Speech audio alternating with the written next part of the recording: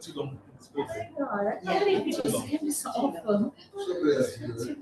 People be so awful. You can say, oh, I'm silly. I just hate to go. I am. They say I'm a rushing voice.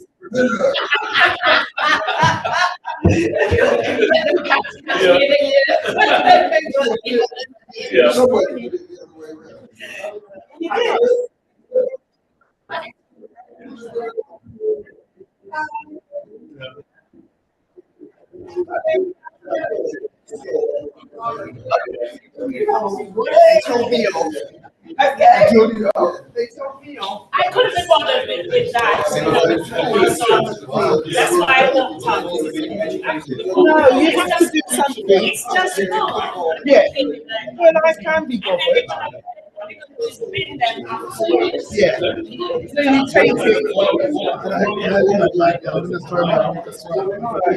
But she's already started the meeting. Go in, go and try.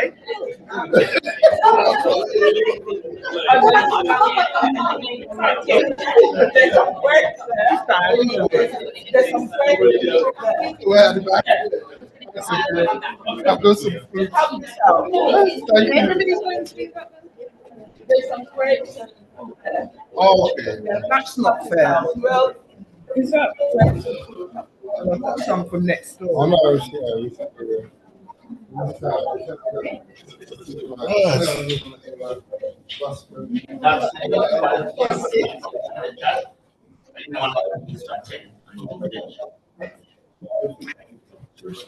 You have to start.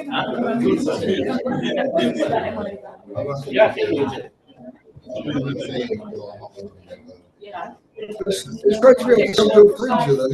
Oh, really? Yeah, I was never, when I was there, I always had something, so I could never go to it.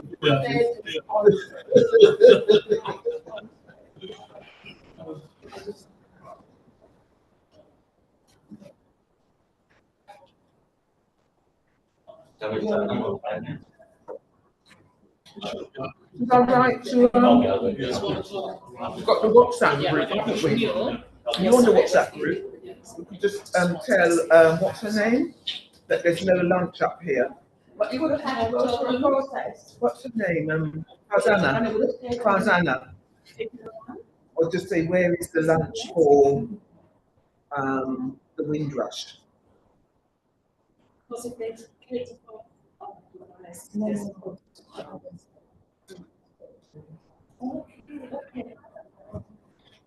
Which group are you talking about? The general Windrush for Justice or the one that's created specifically for the group? Oh, there's one for the group. Are you on the group? Are you part of the race relations? It's Windrush for Justice. Oh. Justice for Windrush. I'm also specifically for Yes. It's bad. I'm sorry. I do have to eat something.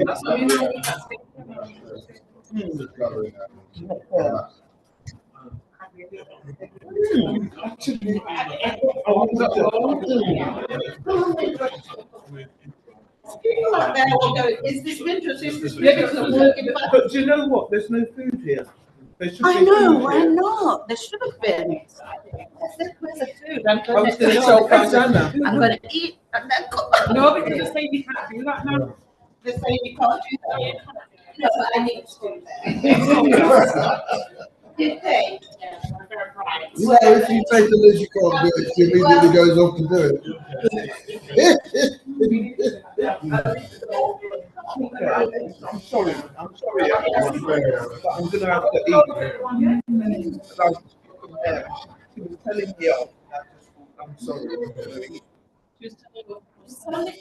Zita was saying you can't all eat, come and eat and not stay.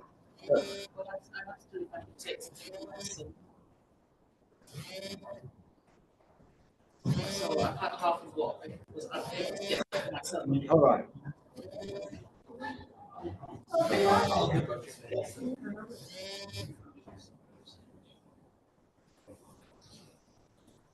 There's some fruits here and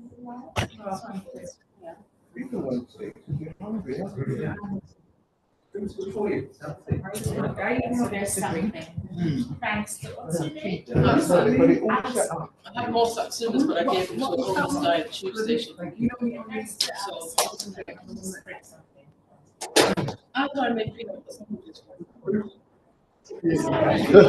Yes, just in case.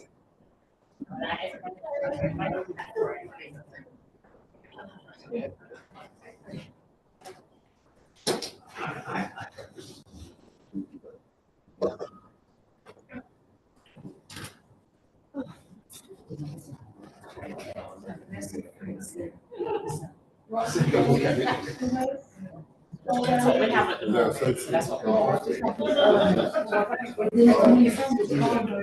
Forget us.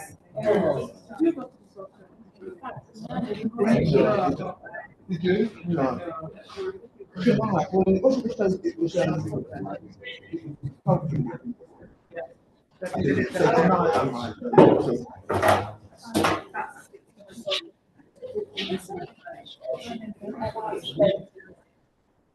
socials tonight, you get 2 points. They have extra food, you could always. Jenny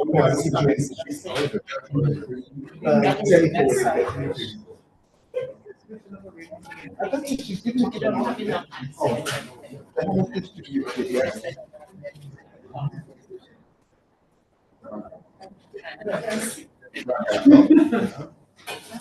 I'm sorry, well, it's only 5:30. We finish at 5:30.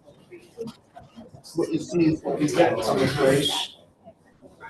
We used to sort of have really good functions. It goes on and on.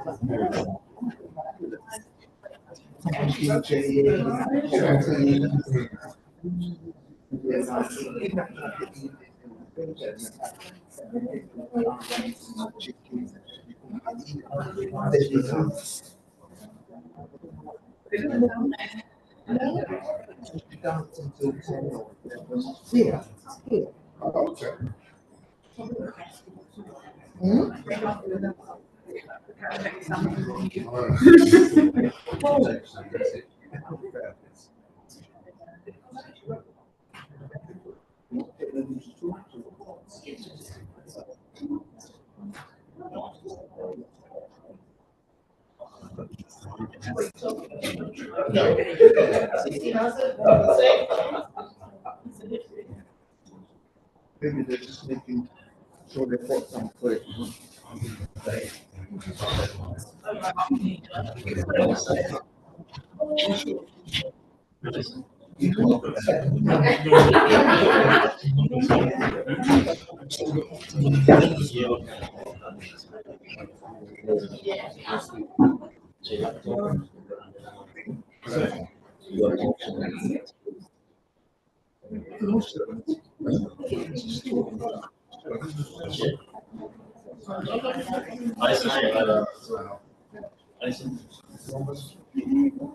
Alison disappeared again.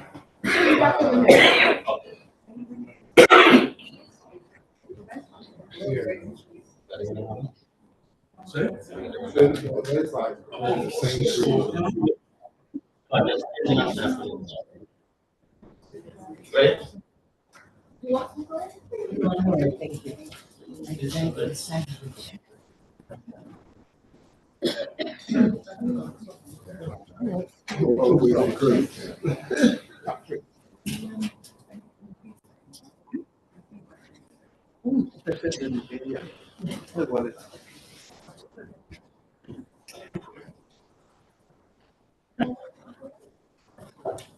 Good afternoon, everyone. Can you hear me? Yes, yes.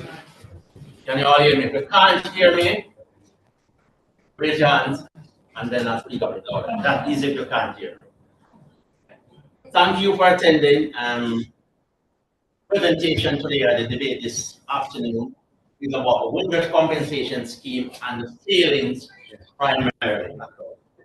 And the changes that we'd like to the scheme to make the scheme closer to being fit for purpose. What I'm going to do a little bit of housekeeping. Through there, left is the exit. In case there's an emergency, I do not expect any fire alarm to go off. So if you hear a fire alarm, please treat it as the real deal. Exit slowly, please. Follow it. the signs. Left, toilets, staircase for the exit. We should run for about an hour, roundabout. Is that correct, Alison? Yes. I will still got an hour. Yeah.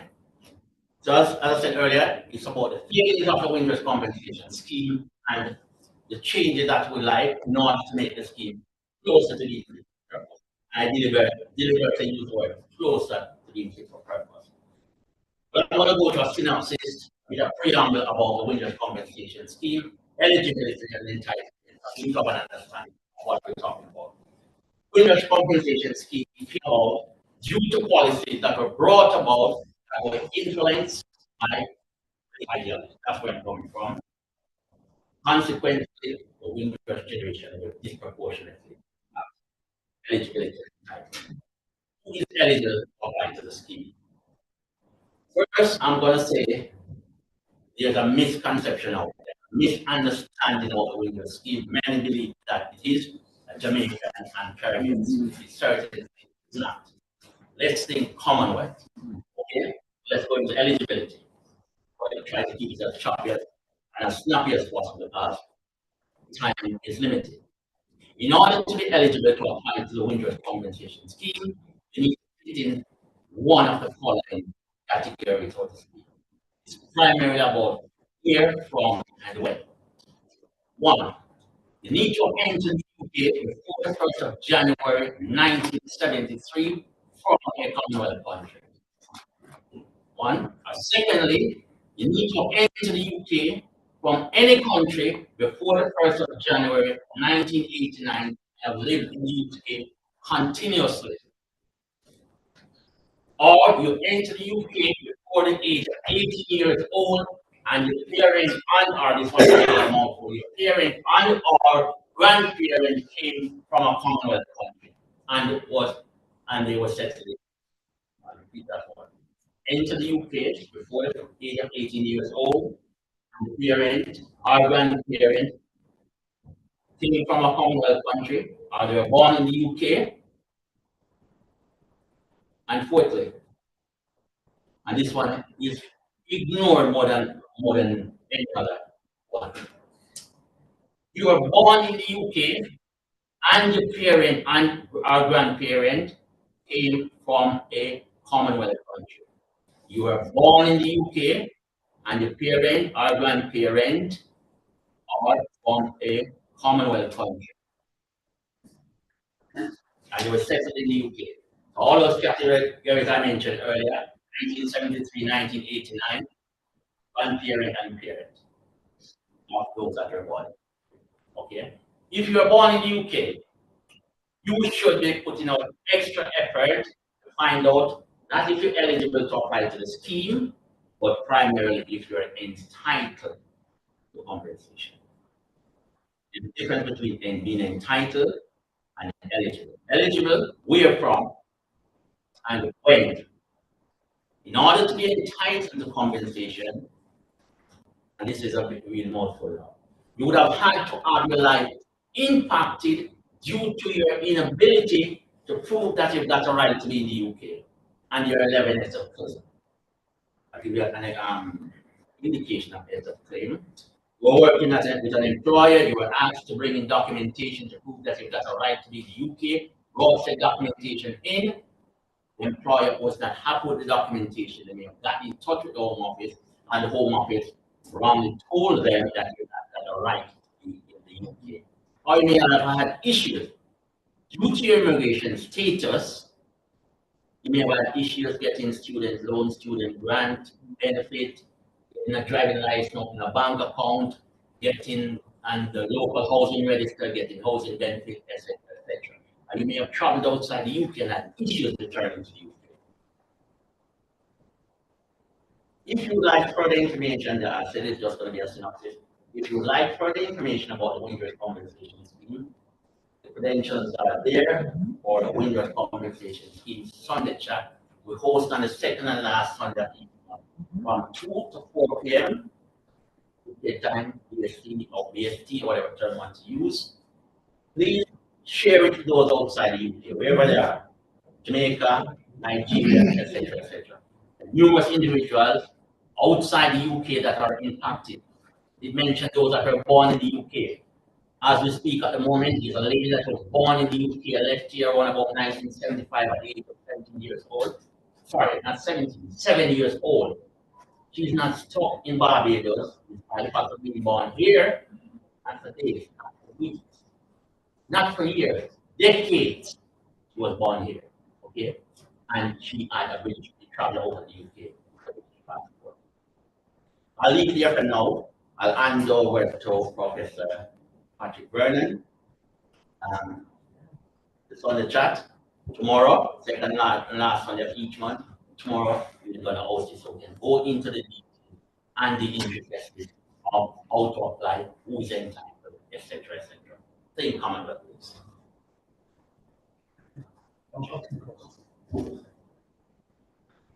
You can still hear it, the mic. Oh, okay. Probably even better. So good afternoon, comrades. Good afternoon. comrades. Good afternoon.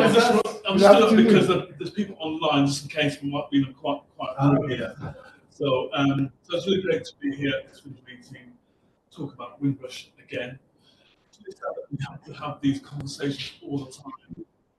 The question for today's Fringe meeting is compensation scheme designed to fail? And I think we'll have a conversation about that once we've done our presentations. From my perspective, I think it has been designed to fail, and I'll give you various reasons why. So, can you hear me? Yeah, would you mind speaking up? No, just. Can you hear me? So, Let me use that. use the mic. Even what button?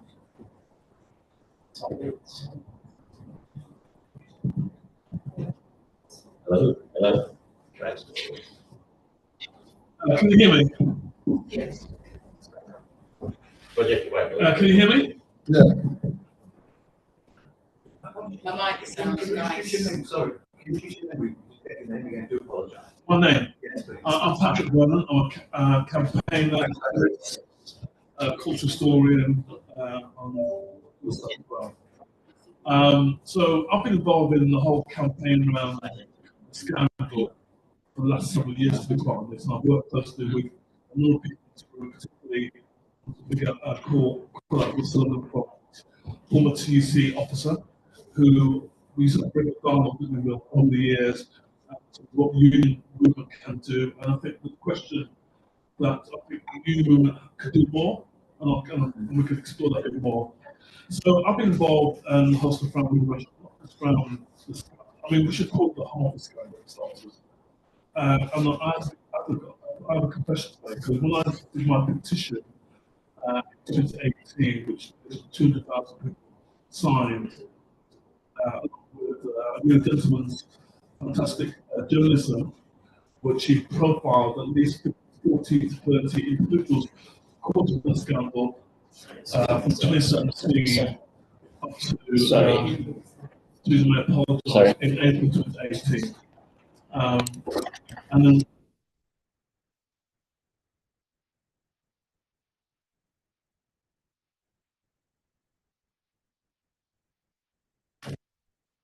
also loads of involved, Mackenzie, that I work closely with to work with her.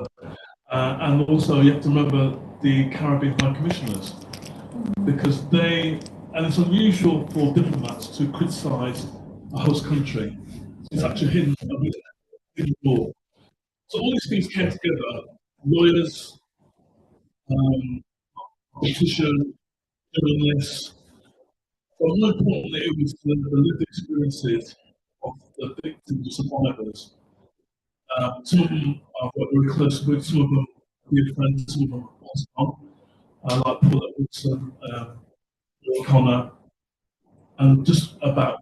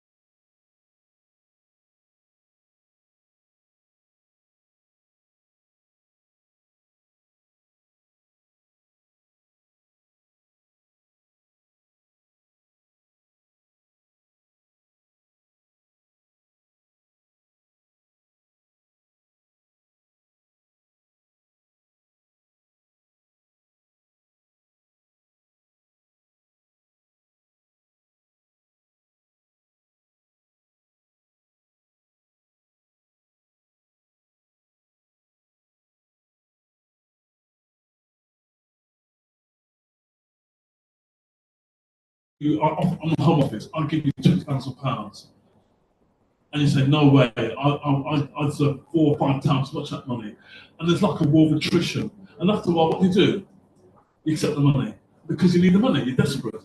And a lot of the victims have accepted the money reluctantly because they're being re-traumatized because the way of the whole process of going through those detailed application forms, there's no legal assistance and advice compared to the post office scheme or other schemes.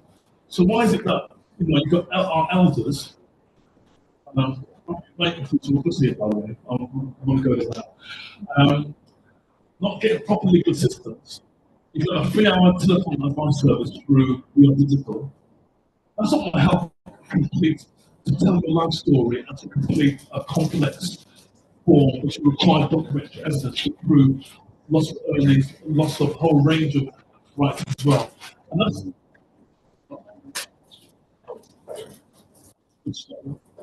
You have a minute. 1 minute. Yeah, 1 minute, and then we're going to come back. oh, okay, yeah. Okay, but Yeah. I just, okay. I was doing a preamble actually. Anyway, I didn't know that. Sorry, we can't limit it on time, so. Okay, so how long got left? Yeah, 1 minute. Yeah. Continue preamble for the next minute or so. Then we're gonna let Alice. Okay, fine. And there's a good reason for that, because there's a lady that's going to share a story. So Alice and then. Okay. The lady and then we come back to you. Yeah. And then You want to go ahead then? Yeah. You want to go ahead? Yeah. You want to go ahead, Alice, please? Yeah, go ahead, Alice. So she's going to share her involvement with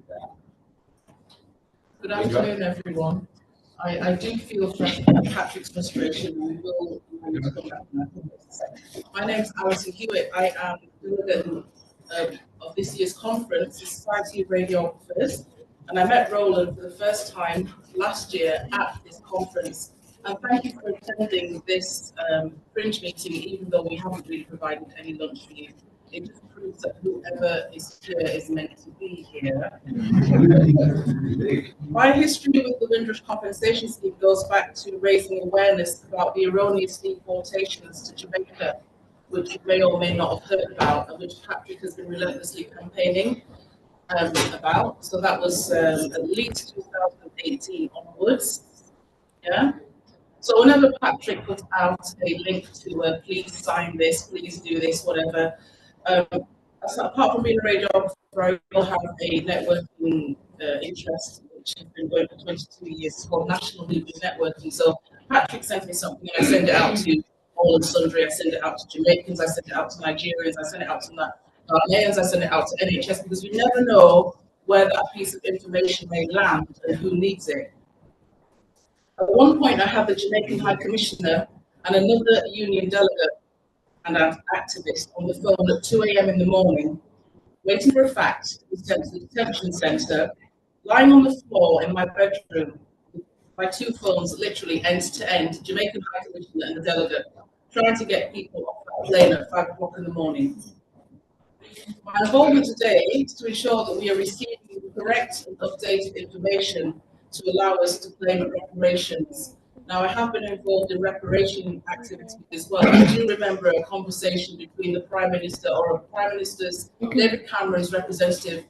It might have been Michael Portillo, who was on a late night show saying that they will never give us reparations because it's too expensive. So if through the Windrush compensation scheme, you can get 10 or 20 grand, as was put out during the time when there was a video that we're probably not going to mention, although to keep it to Roland certainly doesn't want to refer to it. Yeah. We put out there that you can get 20 grand, you can get 20 grand, you can get 20 grand, you can get 20 grand. If any of us claim and we're successful, whatever money we receive from the government, as Richard Black rightly said, 20 grand is not enough. 40 grand is not enough. They offered Richard Black 40 grand. That's a grand for each year of his life that he was away in Trinidad as a St. Lucian trap bear. And he actually come back to England and left his daughter in Trinidad because now she's now caught up in all of this.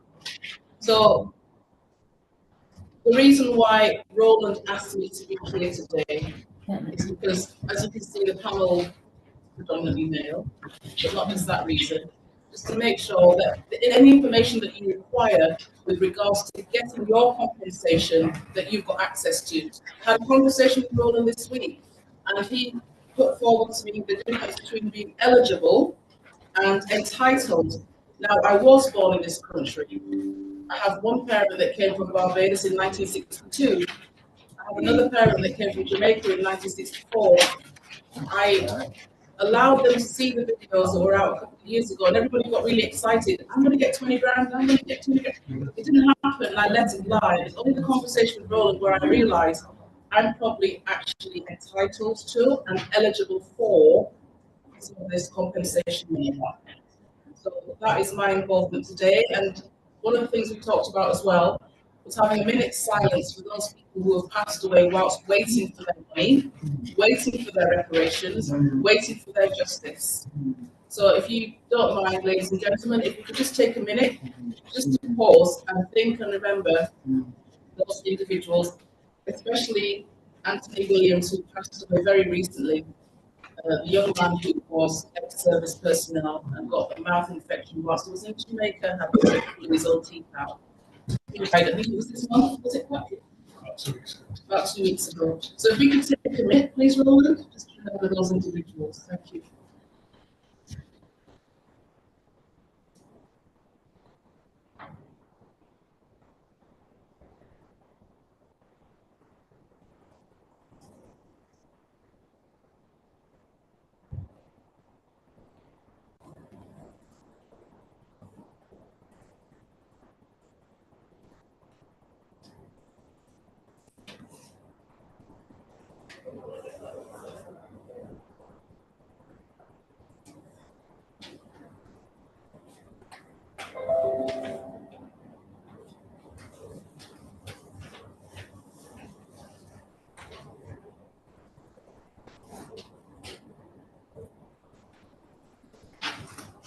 Thank you. So, thank you, Alison. I did mention earlier on about those locked outside the UK. Many times when we have a discussion about the Windrush compensation scheme, it is very UK centered. When I say UK centered, the way the presentations are done, the impression you believe that everyone lives in Huddersfield or Bradford or London. Certainly not the case.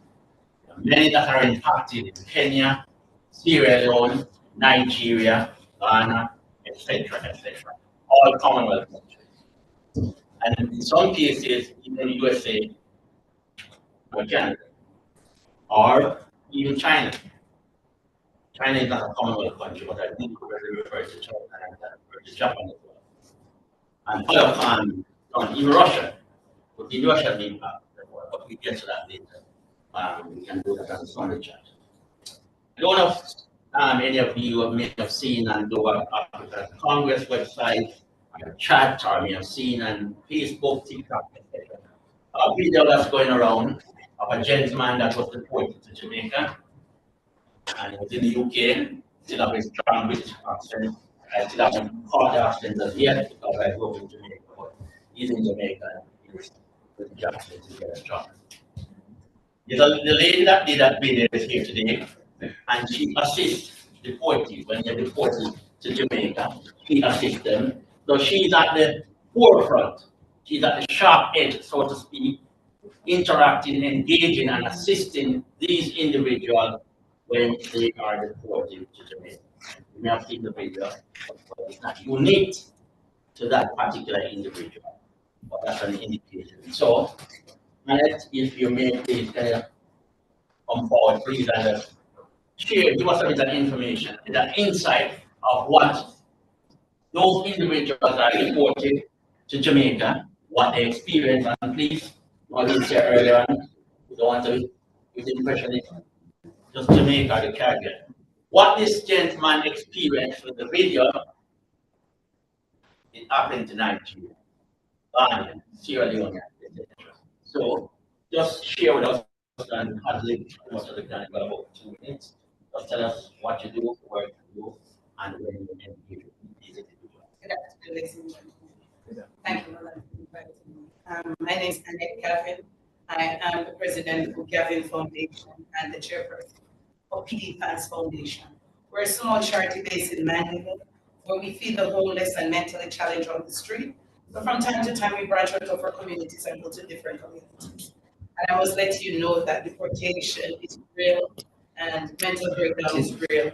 So what I come across is that a lot of these people were deported from the United Kingdom and other countries. They're on the street, most of them become murderers, when you name them, mentally broken people. And there are some of our children, our neighbors, our cousins, grandchildren.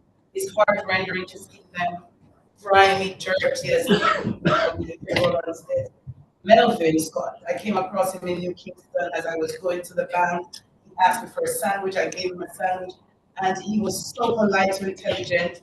When he spoke to me, I had to stop and then have a conversation. He ate the sandwich, and then he says, "When will I ever find a woman like you again?" And I was lost. Where are you from? And he said, I was living in the UK when I was a young man and I got deported. And this is what happened. He just said, this is what happened. And if you look at him, very, very polite young man. And I'm telling you, he's there in New Kingston. He said that he came around the Windrush generation like most of us. And I'm sure that this is what deportation is. That the UK could deport a young man that came here as a child, contribute, our parents, our foreparents, contribute to the system, and our children are deported and becoming mental on the street, dirty, grimy, then we really need to step up our act. And the Windrush generation, we need to come together more to bring back some of these people and show the UK that Black power. Thank you.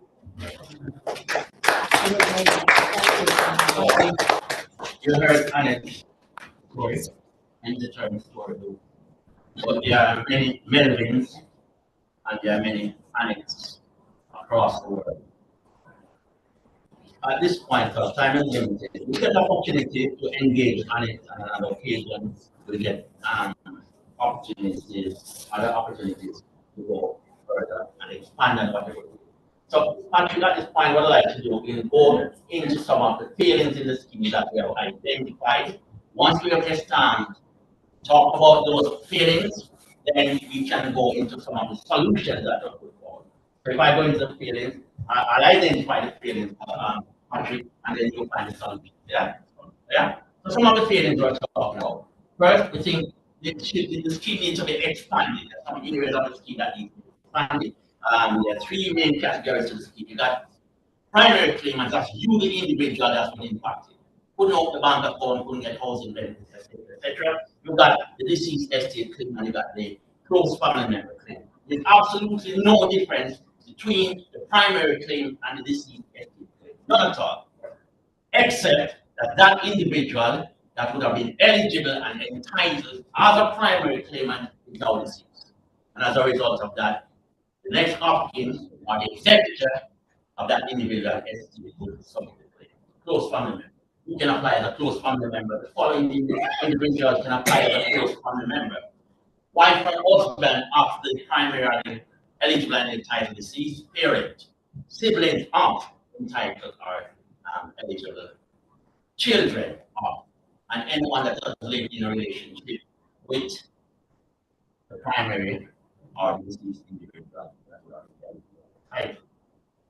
Stepchildren can apply as well, and step-parent if that child no other parent than that step-parent and live under the same roof.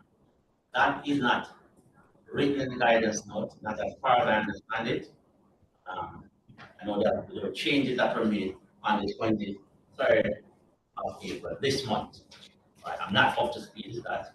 What we tried to do, what Justice of Windrush Generation tried to do, is keep based and facts on what we know. If at any point you present any information or don't occur, it will. At any point you present any information that we subsequently find out, date or whatever, that is not on point, not as correct as We thought with straight away and correct ourselves. Yeah, that's all we so expansion.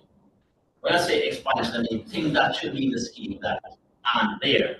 I'm going to give you some example of expansion and things or elements or categories of the scheme that were not there, and those expansion came about to make the scheme more impactful. Mention those people that were locked up, that were born here locked up, despite the fact they were born here and they're British. Trying out the issue. Trying to the prior to the 24th of October last year, if you were born in the UK and you did not continuously live in the UK, then there wasn't a category in the scheme. However, as of 24th of October last year, you can now apply to the scheme. For a number of individuals that applied, were told that you know category in the scheme. 29th of December last year, those who lost out or who had loss of earnings and were compensated under the loss of earnings element of the scheme can have the national insurance contribution reinstated. What was the meeting about? Open forum? Discussion with the scandal. In the scheme, guidance note, caseworker guidance note, which states that if you were locked out of the UK, you cannot claim on the loss of earnings element of it. That means that change on the 29th of December last year will not impact you, will not affect you positively. It have no consequence. Mentioned the close family members earlier on. Parents, wife, or husband, siblings, children. In many cases, when the primary claimant is impacted, they may live in the house, same household, with grandchildren.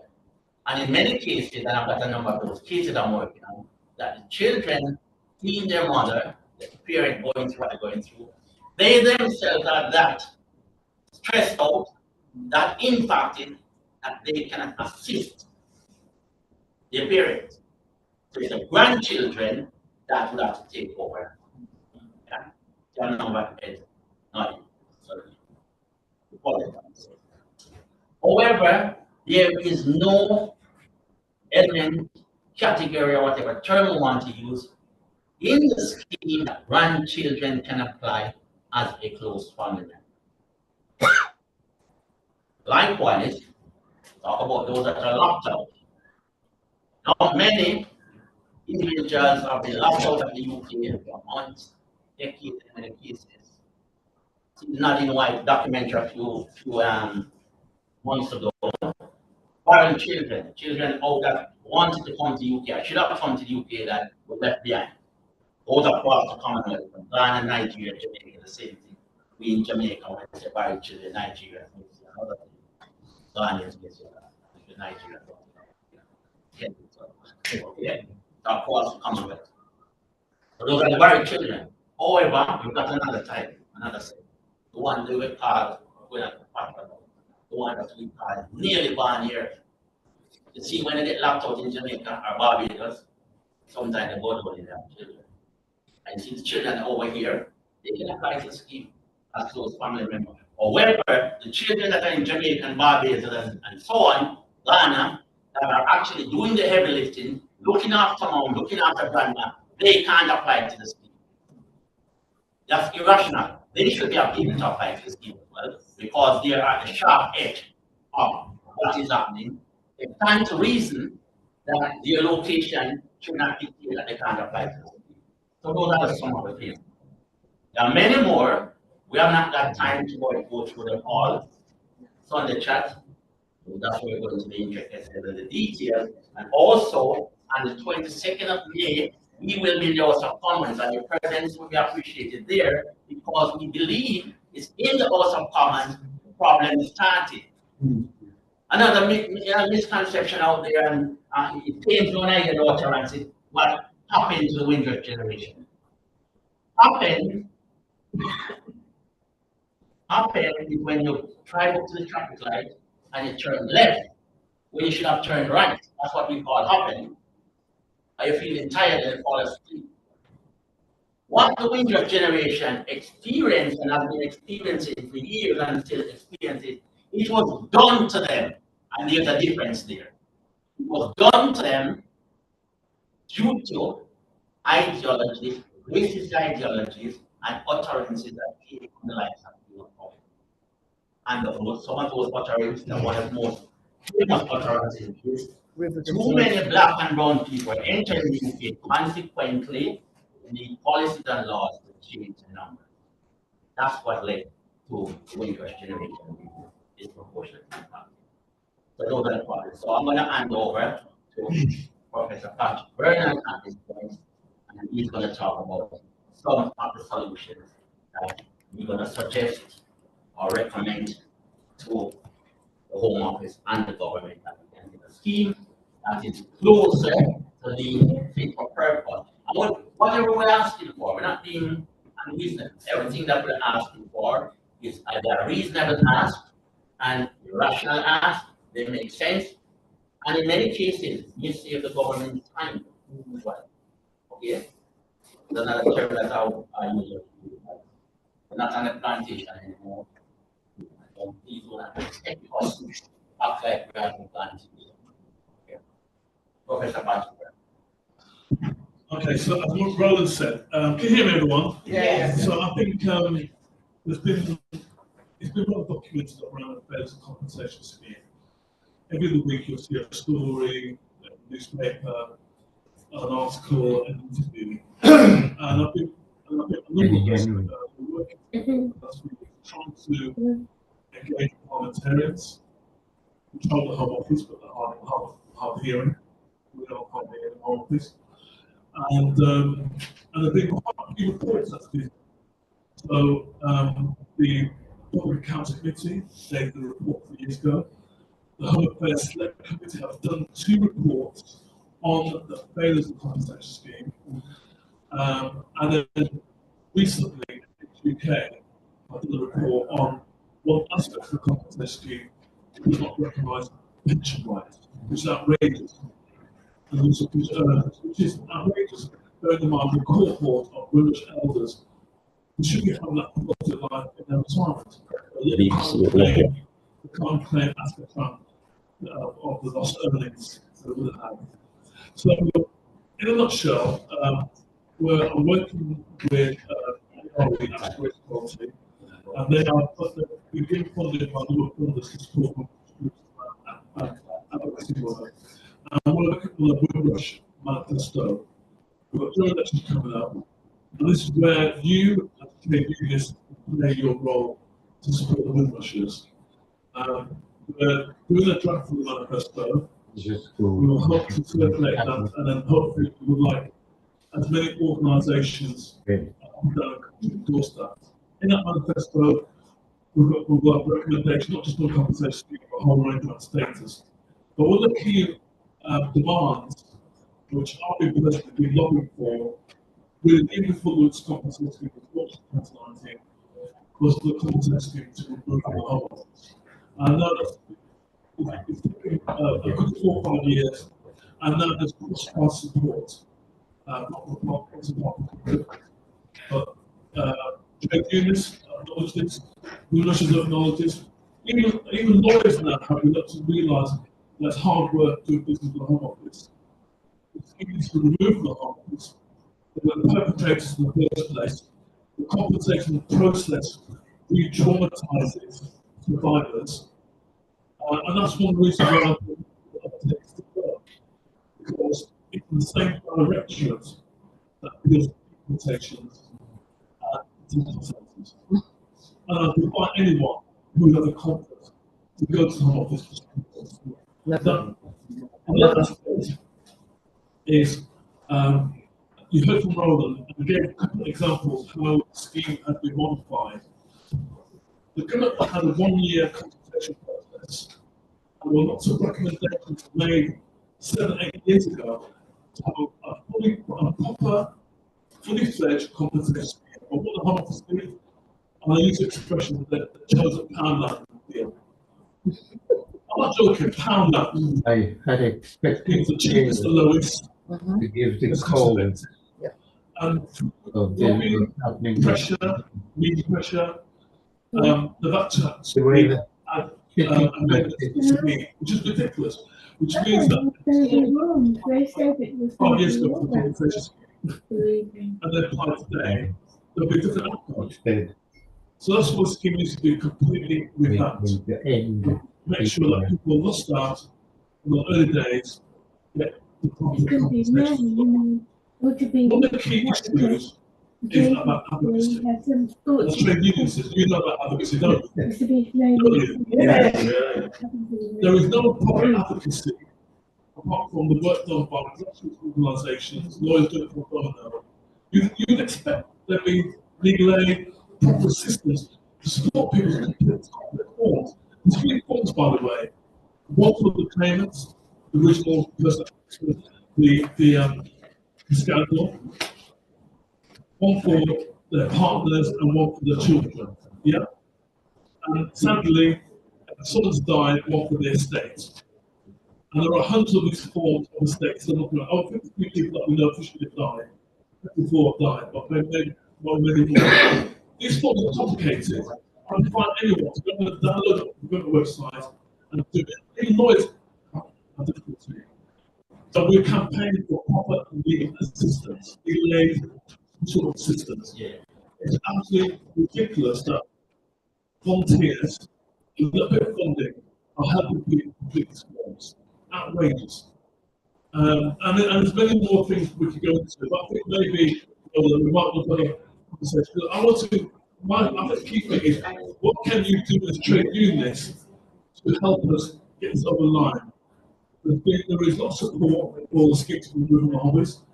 Lots of support now from a whole range of organisations, national charities, the scheme to be revamped. What really fantastic is to get support from trade unions. I know that part of the unions raise money, nice, that's lovely.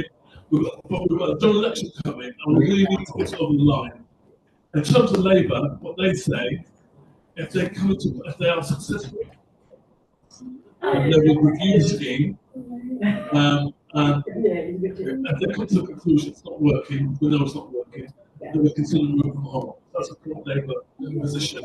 And also they will appoint a Windrush commissioner to oversee implementation of the I'm just going to stop there.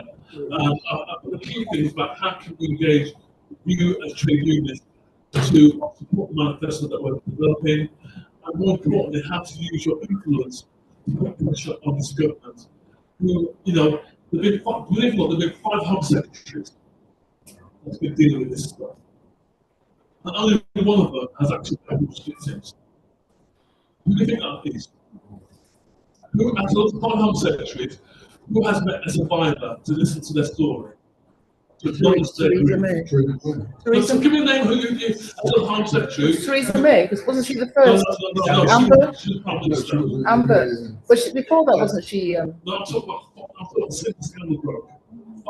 She was actually Home Secretary. I can't remember who they all were. I mean, No, it's the only minister to have met survivors. All the others have not. Although we judge cleverly, we do the right thing. wow. You're there?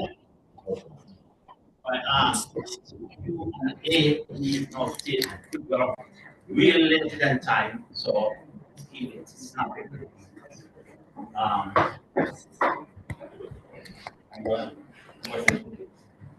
Hi, good afternoon, Debbie Allen from Ian from the Windrush. Why can't they appoint somebody like Wendy Williams or Martin Ford to take over? Why can't they put the scheme to an insurance company to deal with?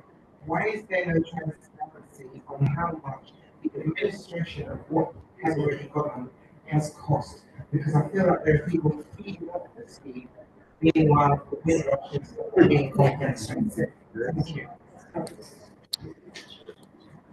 Okay, so in response to your question, I mean, Martin Ford was appointed by the Home Office to design the scheme, so he advised, so Martin was involved. And in the early days, Martin was contribution of the Home Office. If you talk to Martin now, he is completely got a different view and perspective. He realises that the Home Office is the right place to put a scheme manager, a simple scheme as well. When it was her job was to do a review of why we had this kind of in the first place. She came up with a report, this report, even though a lot of people require it. And you know, right now, the public quite information also. We will have that next term. And that's something we need to campaign for, and that's something we as well. We need to have public inquiry. It's about accountability. All the road leads data power, not cheap to make, by the way, data power. And the final question is, the Home Office used two reasons why they want to remove the compensation from models. They say if we remove the compensation schemes, we can delay getting money to payments. Hello, we can wait for how long? And secondly, they say it's about data protection. Now, have you just noticed a foreign government is now got the right to take citizens or society to Rwanda? But also the same data. So if you can save data to the foreign government, why can't you save data with a third party to support their Windrush claims? Yeah, that's part of it. Amy said one, so this one. You got 30 seconds. I mean, 30 seconds. Hello, my name is Mimi. I came all the way Speak up, please. Can you hear me? Yeah. Yes. Hello. So my name is Mimi, and I came from Sheffield. I am the official provider of the Windrush Act merchandise. I'm not sure if everybody here has heard about Windrush Act. The lady who spoke earlier, is it Anne, is your name? Alison. Alison, yes.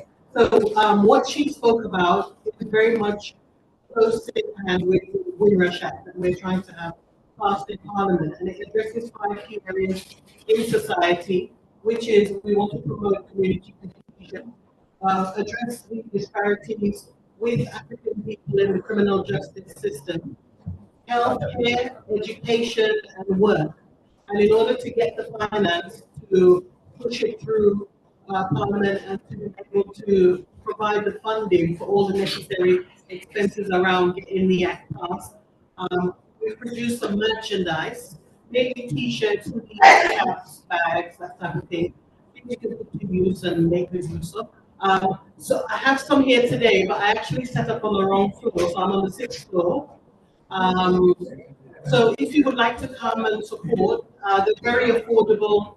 I'll also give you details from my website where you can go and order. I post them out to your house. So if you would like to be positive, we can help that. I don't know if we can help that quick. But anyway, for the Windrush Act, thanks. I just wanted to promote that. Thank you. Further information about the Windrush Act is at the windrushact.co.uk. Windrushact.co.uk. Next. Yeah. I just want to, I'm from the NAU and we have a movement, Windrush movement. Just want to highlight if anyone wants to donate to Windrush, you can ask Patrick for the information and which funding so that can okay. Thank you. Next question, hands up. Yeah. Question, please. Yeah, I mean, a couple of things. One on the question of what trade unions can do. I mean, I think, the rest can be the TUC corporate policy supporting the public inquiry. I mean, my concern is not actually influence is coming back, we can get labour to do something. The second point is that, I mean, one of the things I think when it actually went through Parliament, it should be done by Congress. And that the scheme should be based on the principle of restorative justice. And to that end, one of the things we were saying as well, and I think the thing about is one of the things that we have to get trade unions dealing with, which is one of the things I've got to Congress, there should be full restoration in terms of the employment losses, number one. And secondly, and one of the things that I think does need to be said, there should be full restoration of legal costs. to apply to the scheme. It's ridiculous. What I believe is that actually the scheme is so complicated in terms of the administration, in terms of to put people off employment. Because the reality is it's not based on restorative justice. It's based on minimum compensation. So it's designed to fail, basically. Just following on from what Harold said, we have proposed teachers working for the NEU, and we have put Windrush on our agenda. And I'm going to say if you are a group and you do advocacy work, please go into the NEU website, but also to contact the district that is near you. Because we're encouraging the NEU to provide support, financial support to organizations that do advocacy work. So please go into the NEU website, just put Windrush NEU and you will come to that information. Thank you very much. Next question, please. What's the contact book? It's at the front. It's at the front. And telephone numbers. Yeah, it was just a very, very quick question.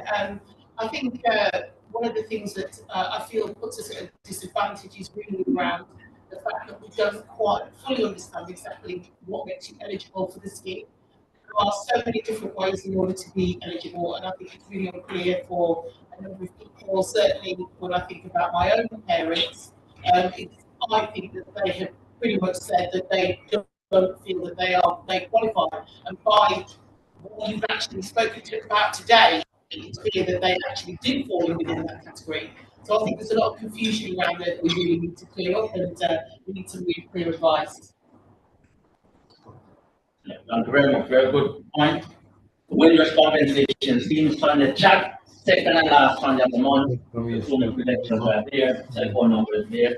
We discussed the Windrush compensation scheme and the Windrush compensation scheme only. Eligibility, entitlement, different categories, different elements, age of claim, etc., etc. And also, we encourage you to use the caseworker guidance. Caseworker guidance is exactly what it says on it. It's there for the caseworkers to use as a guidance.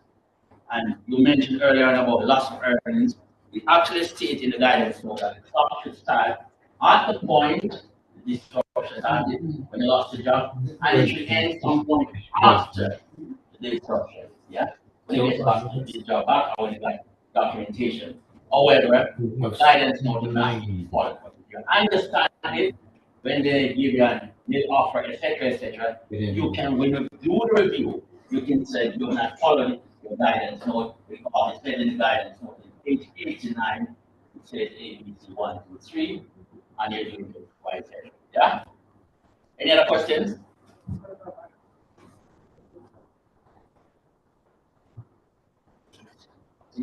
Yeah, just building the point of the government have been very clever, use the language of right and the wrongs. And if you know the history of right and the wrongs, it's biblical. It was used quite a lot by either B. Wells, the pamphlet, and Deep South, the place, 10th century. It was used to express the civil rights movement, and yet some of that and she just kept using it all the time, right and the wrongs. And every government still right and the wrongs.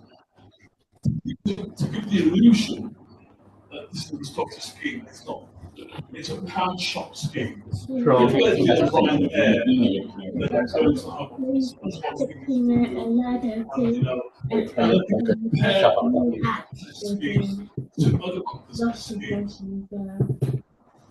future earnings. It's acknowledged in the perfect scheme and post scheme. It's not acknowledged. Why is it not in the compensation? The only competitive big companies will work, not source that's the bottom line, and that's the way a lot of people legal aids, funding. They're not even fund grassroots organisations that's doing the legwork, advocacy work. It's been funders and activists who've actually given funding to a whole range of Windrush groups up and down the country, and CABs and some law centres. but there are case workers anyway. And so the government have, the other thing that we look for is more awareness events. We're not having awareness events. One of the reasons why the scrapped the recommendations, by the way, this is important, this is the conversation, is the scrap on the recommendation around reconciliation. Now, if it was true restorative justice, then you become reconciliation events. You have home office officials and give up this listen to the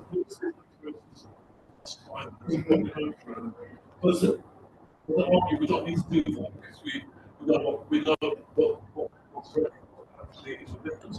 That is one of the decisions we take as well.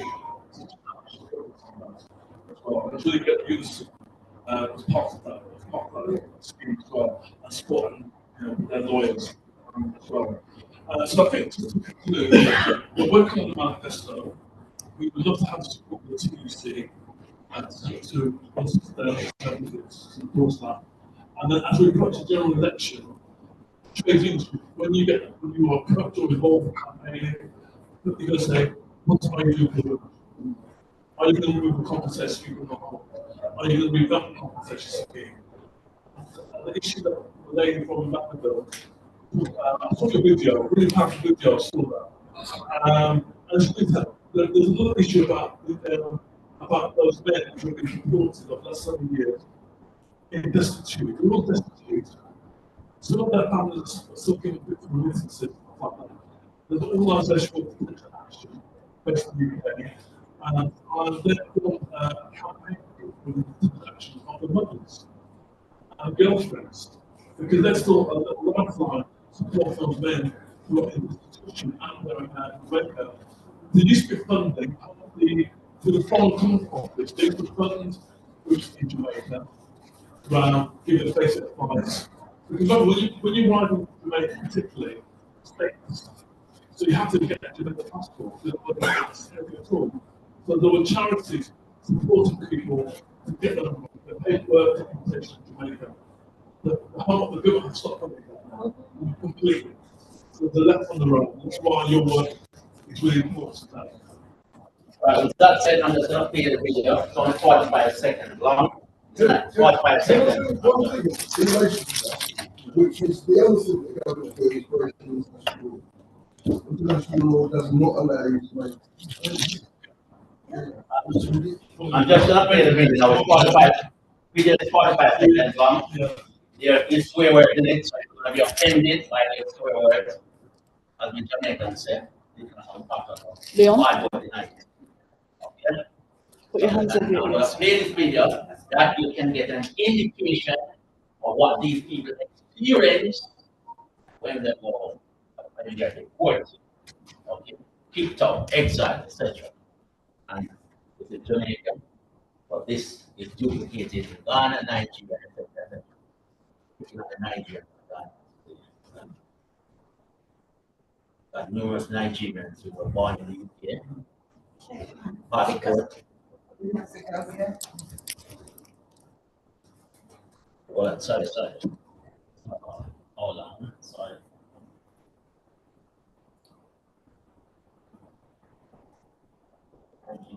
Still frivolous, Mike, you know what I mean? In it. You know what I mean? In it. Yeah. In it. First, Mike, you know what I mean? Oh, yeah, fuck, that's still frivolous, Mike, you know what I mean? In it. Yeah. Thanks to you, Mike. Yeah. Where they came from, brother, man. You got me. It's on the road, man. We're here, yeah, Mike.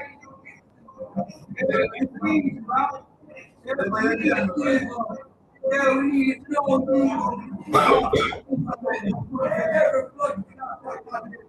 Yeah.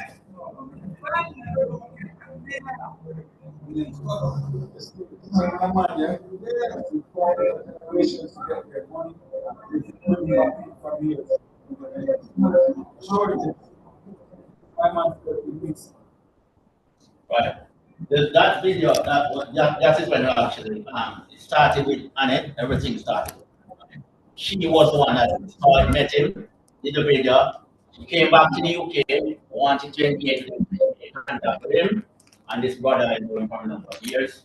I feel out and we found him. Okay. So what I'm going to do, and it is here at the back, and talk with her, and take her contact details. She can do some good work, so I would strongly recommend you speak with her. I'm gonna call it end now. Okay. Thank you very much, everyone, for attending, and I trust you have taken the Sunday chat details. Please share it, especially those in the African diaspora in Africa. Not enough are applying to the scheme. What was status and how many people? Thank you.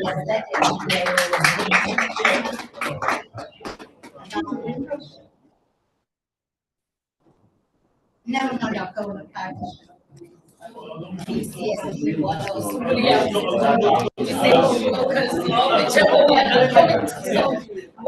to be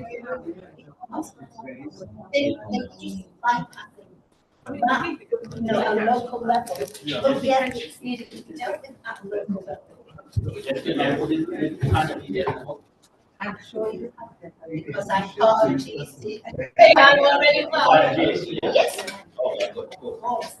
Right, so, I don't know if you're staying through, there's a social thing. Yeah, you need to go, yes. Good to see you. Look after yourself. Yeah.